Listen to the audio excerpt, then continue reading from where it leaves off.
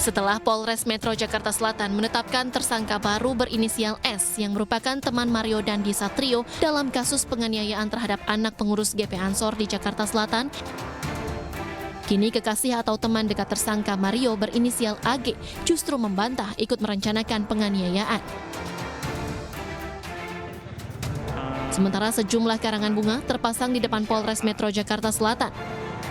Karangan bunga itu dikirim untuk mendukung pengungkapan kasus penganiayaan yang dilakukan anak mantan pejabat pajak Mario Dandi Satrio terhadap anak salah satu pengurus pimpinan pusat GP Ansor, D.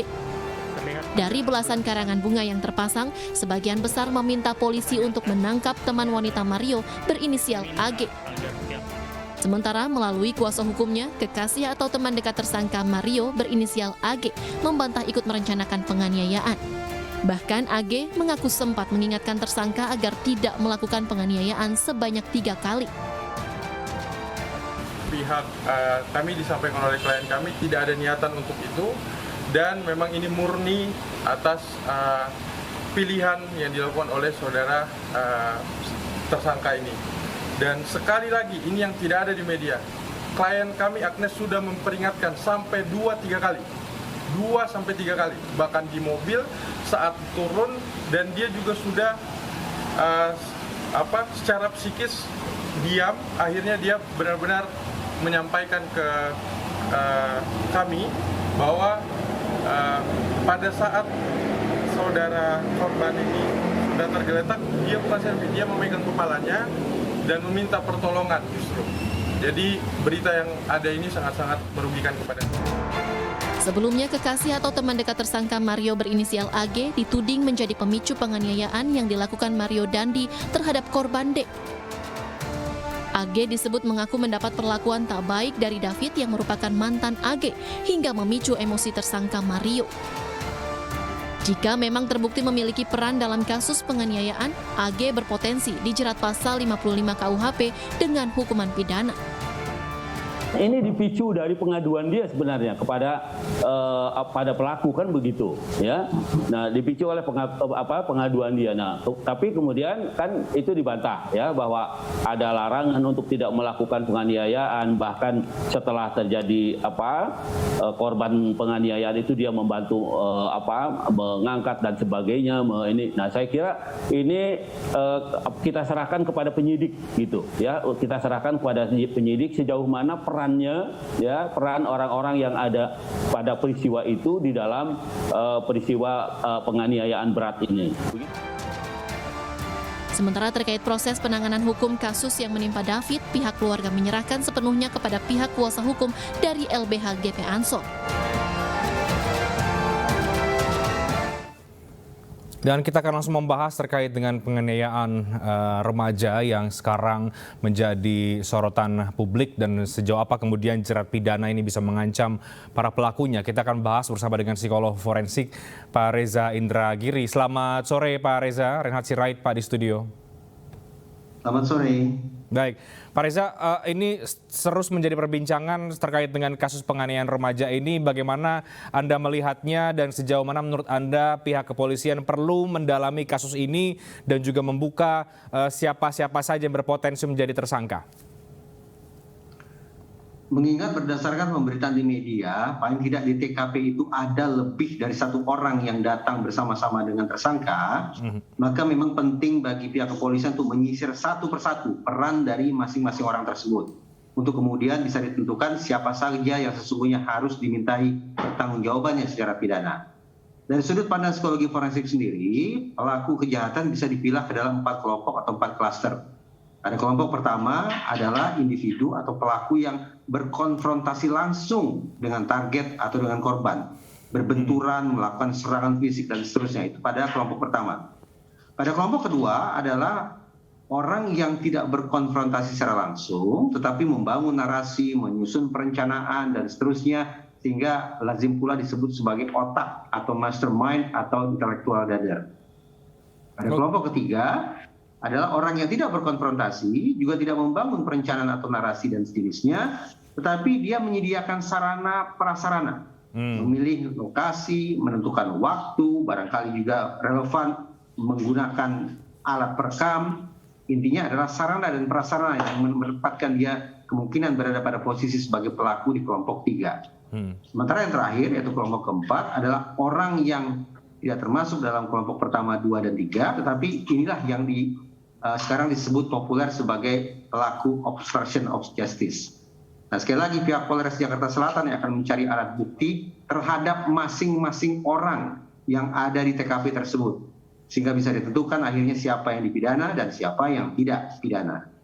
Oke, jadi menurut Anda paling tidak semua yang ada di TKP itu yang kemudian bisa berpotensi menjadi tersangka. Meskipun salah satu pihak ya yang kemudian kita tahu sebagai AG, ini dari tim kuasa hukum membantah bahwa kliennya bisa masuk ke dalam potensi pidana yang kemudian banyak dibahas saat ini.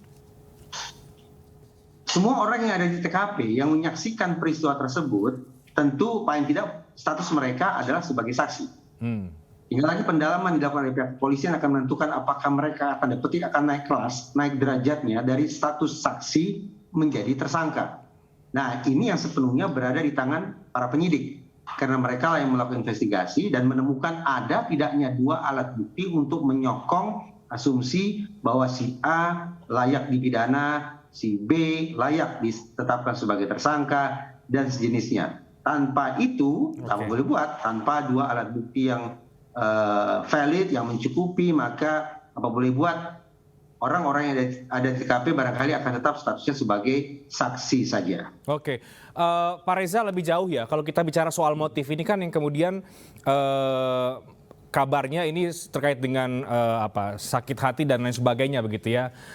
Kalau Anda melihatnya bagaimana? Apakah karena faktor itu atau bisa lebih dalam lagi, dan apa yang membuat tersangka ini dengan usia yang cukup muda ini bisa bertindak kita sebut mungkin sadis begitu? Ada pemberitaan yang mengatakan bahwa tersangka ini bergerak melakukan penganiayaan dilatar belakangi oleh rasa sakit hati.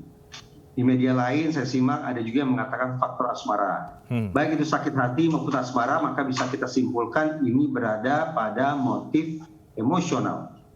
Bahwa seseorang melakukan tindakan kejahatan sebagai ekspresi perasaan negatif yang dia rasakan. Motif emosional.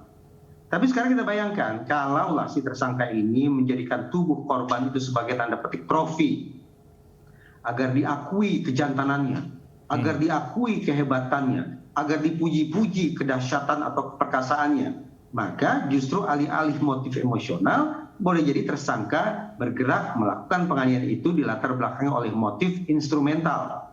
Motif instrumental adalah motif yang mendorong pelaku kejahatan untuk melancarkan aksinya untuk mendapatkan manfaat tertentu, popularitas, kekaguman, dan sejenisnya sebagaimana saya katakan tadi. Nah, sekali lagi ini pihak penyidik pula yang akan menyisir perlu tidaknya diketahui secara definitif motif apa gerangan yang bermain-main di kepala tersangka. Motif emosionalkah, motif instrumentalkah, atau perpaduan dari keduanya. Yang jelas terungkap ataupun tidak terungkap motif itu bukan merupakan penentu berlanjut atau berhentinya proses hukum. Oke, dan menurut Anda sejauh mana kemudian pihak kepolisian perlu mendalami ini? Sekarang yang juga menjadi perbincangan adalah soal jerat pidananya kemudian mengarah kemana. Bahkan sebagian pakar memprediksi, pakar hukum misalnya bisa terkena pidana ataupun jerat pembunuhan berencana misalnya. Apakah perlu kemudian itu perlu ditelusuri sampai ke sana, Pak Reza?